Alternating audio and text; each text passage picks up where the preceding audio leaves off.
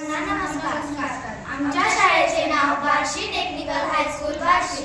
इयत्ता 7वी क.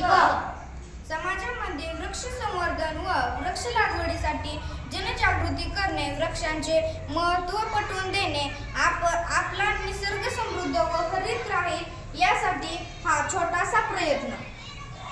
आपल्या सजीवांना जगायला फक्त ऑक्सिजन लागते. ते ऑक्सिजन कुणापासून तयार होते तर ते आपल्या फक्त वृक्षापासून होते. त्यामुळे आपण झाडे लावायला पाहिजे व जगवायला पाहिजे व निसर्गाला आपण सुरक्षित ठेवायला पाहिजे. कापूस हा कपाशीच्या बोंडापासून मिळतो आणि तो पांढऱ्या तंतुमय असतो. उष्ण प्रदेशामध्ये उगवला जातो. देठ आणि मुळांमध्ये आढळणारे सेंद्रिय तंतुमय आणि सच्छिद्र ऊतक आहे. ते घरे, फर्निचर, कागद आणि बांधकाम यासारख्या विविध उपयोगासाठी वापरले आहे.